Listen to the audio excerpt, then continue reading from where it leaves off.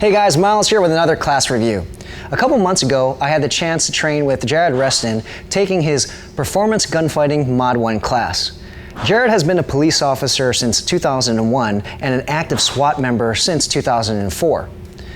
I didn't immediately recognize Jared's name when I heard that he was coming to San Diego for a class, but part of me felt that this was the same guy I saw in a video who talked about surviving a gunfight.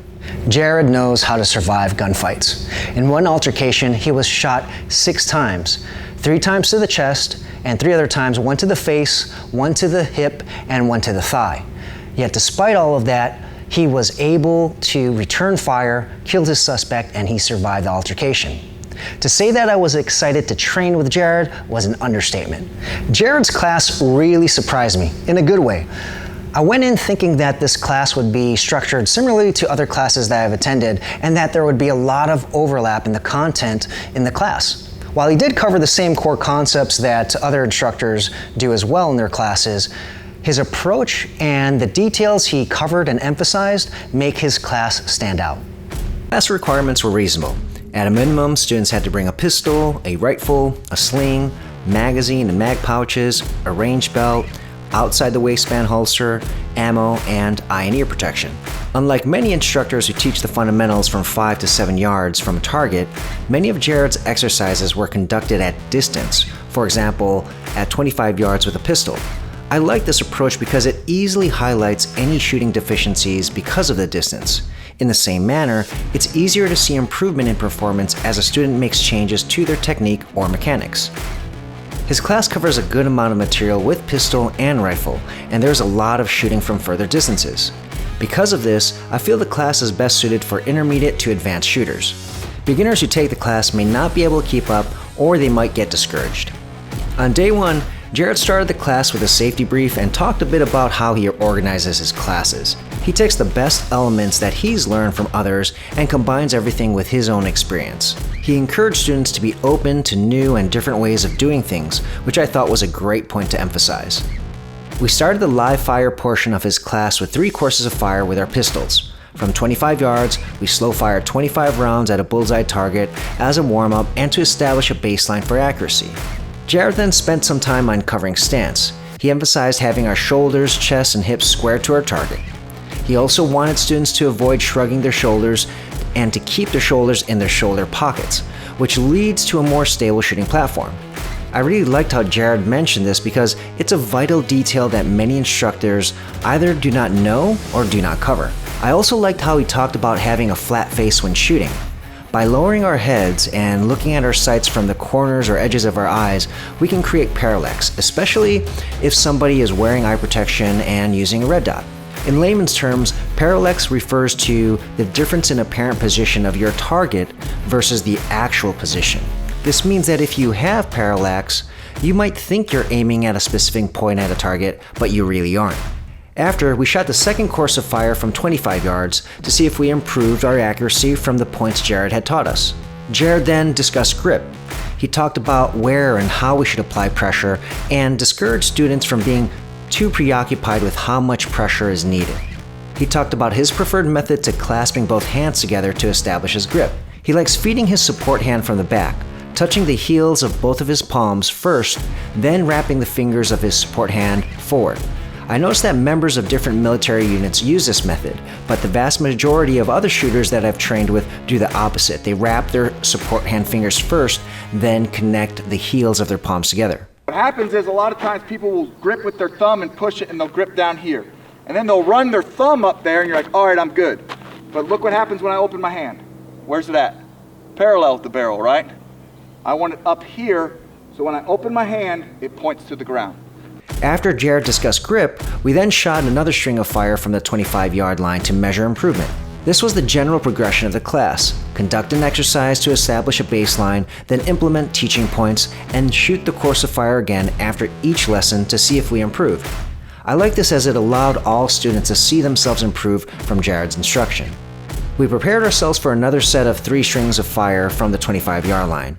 This time, Jared covered sight alignment and sight picture, prepping our triggers, and resetting and prepping our triggers and follow through. So the thing is, you can have a perfect sight picture and a shitty trigger, and you'll throw them off the paper. You can have a jacked up sight picture with a good trigger prep or trigger press, and you'll be somewhere like in the 8 rings. So trigger's super freaking important. Again, after each lesson, we implemented all the teaching points and shot a string of fire to measure our improvement. We changed gears and started to work with our rifles. Jared talked about how to set our rifles up, then discussed zeroing our rifles and the effects of zeroing at different distances. He talked about the prone position, discussing how to get into it and the details of being in the position, followed by a talk about natural point of aim. If it's off, you make corrections with your hips and also pick your body up, right? If I'm off, don't do that. And once I'm looking like it now, I think I'm on target 12, but my body is pointed towards 8. This is gonna fuck you up, all right?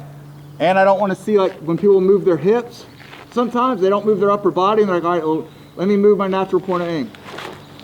And then they look like a banana, right? And this is not what you want. So to get in this, if I'm telling you to kind of move, I want you to move your whole body. Similar to what we did with our pistols, we then moved on to establishing a baseline with our rifles from 50 yards using a bullseye target. Jared then talked about trigger control, sharing several tips to help us improve our accuracy. We fired our second string of shots, then moved on to another instructional segment, followed by a third string of fire. We ended the morning's rifle portion with 10 slow-fire rounds from 50 yards for score. Moving into the afternoon, we started working on our draws to one shot on target. Jared emphasized how important our first shots are from the holster, so we spent a good amount of time learning to shoot faster by preparing ourselves to shoot sooner.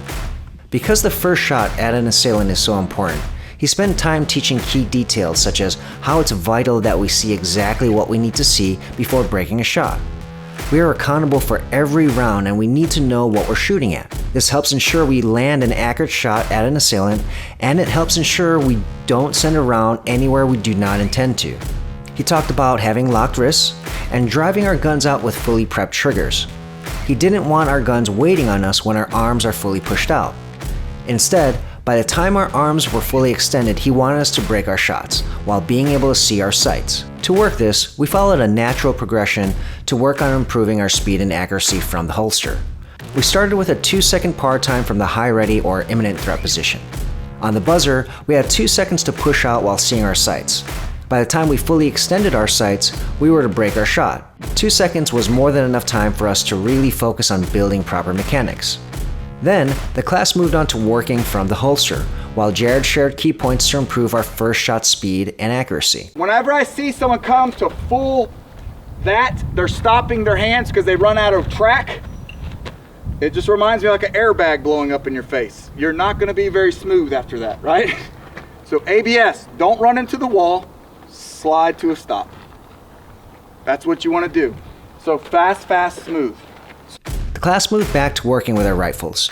Jared talked about grip and the use of the low ready position. Depending on who you train with, you'll likely encounter different low ready definitions. Jared discouraged the use of the low ready position where a shooter's muzzle and sights are just slightly below eye level. In my experience, some people refer to this as high ready. I've noticed a lot of people in the Army describe that position as high ready. Whereas in different units, let's say when you train with Navy SEALs, high ready is a completely different position.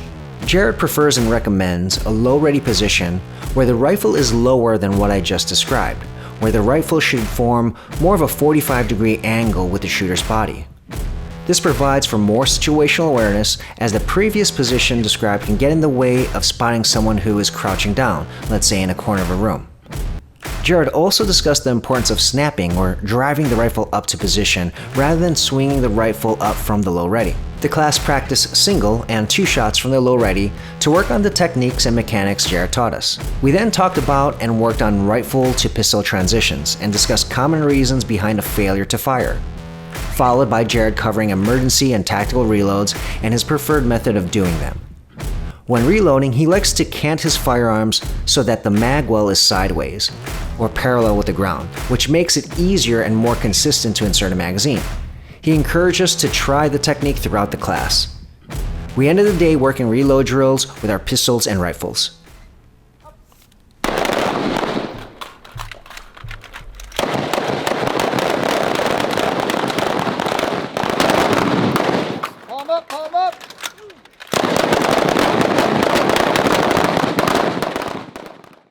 The next day, we started by warming up at the 25-yard line with our pistols with 2 strings of 10 slow-fire rounds. Jared shared some additional pointers, then we added time to the mix. We first fired 5 rounds in 20 seconds, then we had 10 seconds to land 5 rounds. We moved to using our rifles and revisited shooting from the prone position, but this time we needed to move faster as our exercises would have a par time. Jared shared several additional tips, then we moved on to 4 strings of fire. Each string of fire required us to shoot 10 rounds at a bullseye target. We started with a 60-second par time, then moved on to 45, 30, and 20-second par times. We had to land all of our hits within the par time with the goal of landing a score of 100. As I mentioned earlier, I liked how Jared organized the class. The progression made a lot of sense and gave people ample amount of time to understand and apply the techniques and mechanics that were taught. When a timer was brought into the picture, students didn't feel like they needed to shoot faster because they became more efficient with their movements. Jared then had us work from the SBU prone position, where he discussed how we have to always consider our bullet's trajectory when shooting a rifle that is canted, in this case, a 90-degree cant. When a rifle is canted 90 degrees, especially at further distances, one's point of aim will not match the point of impact. It's important to adjust your point of aim high into the magazine side to account for the change in trajectory. So if I go down right-handed, all I'm gonna do is take this whole gun. I don't wanna put it here, I wanna take it and put it out here. Like that, so just kick it out and move your head to the gun, not the gun to the head. Like that's critical. What happens when you keep it here, you'll kind of start looking for it. Well, your dominant eye is actually looking into your frickin' your mount. So you got to kick it out. So now the optic is in front of your eye, and that's a huge mistake that people make because they try to keep it tight in, and you can't do that. We ended the morning by working on shooting from the kneeling position. Jared showed us a method to establish a natural point of aim while kneeling that I've never seen before. It involved getting into a comfortable shooting position while kneeling and rotating our entire body as if it were on a turntable. As I mentioned, it's different from what I've seen before, and it worked very well. Don't move. I like to do like sprung on my foot.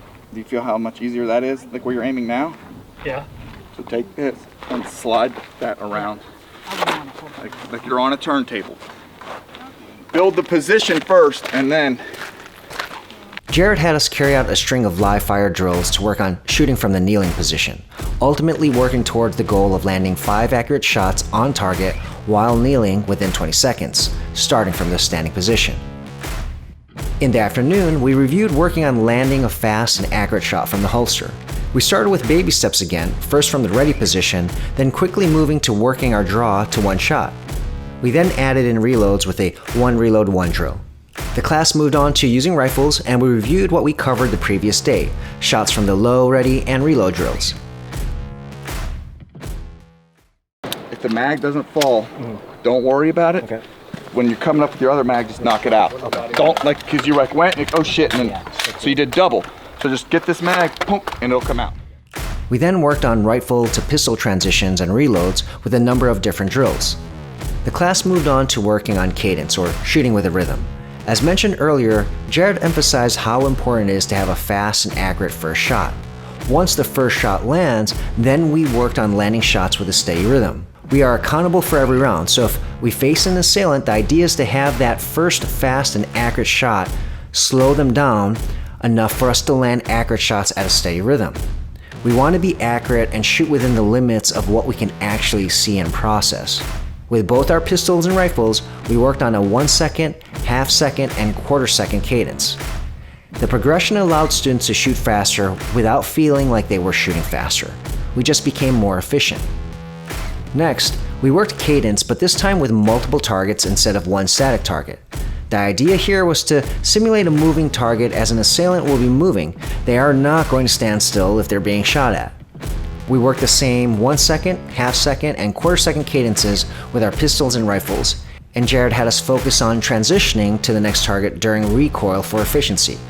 After, we worked a series of drills with our rifles and pistols that combined all the major areas we covered. Jared would call out a drill, and we had to execute. This helps students bring everything we covered in the class together nicely. The last topic of the day was shooting on the move. I really liked Jared's take on the topic because in many classes I've attended, shooting while on the move happens very slowly. In other words, the shooter moves very slow. Personally, if I was in a gunfight, I don't think I would be moving that slow, and Jared confirmed my thoughts. The pace is the pace. If one has to move fast, they have to move fast. One's shot cadence should change instead. Jared talked about how he feels people should move faster when training to shoot on the move because that is what's going to happen in real life. It's a necessary evil as he described it, in that by moving faster we'll be less accurate, but it's something we have to train. Instead of slowing down, we should focus on other things such as changing our shot cadence, using shorter or narrow strides, and working on other mechanics to help us land more accurate shots. Jared wrapped up the entire class with several shooting on the move drills, where we were to move at a moderate pace, rather than a slow pace that you might have experienced in other classes you attended. I really enjoyed Jared's class. I picked up a lot of great techniques and new training ideas. He did an excellent job of combining pistol and rifle, and in a matter of just 2 days, he covered a ton of information. The class was very organized and run at an ideal tempo. Students weren't rushed at any given point in time, and there wasn't a lot of downtime either. And as I mentioned earlier, I really liked his approach to the fundamentals. By having us fire at the 25-yard line, we could easily see our deficiencies as well as our improvements. His insights into real-life deadly encounters were really valuable and helped me understand why certain techniques exist and why certain movements and drills are done the way they are. I thought Jared's class was great, and I highly recommend his class if you want to improve your shooting with a pistol and rifle and gain insight from a man who has survived a deadly encounter. This is Miles, signing off.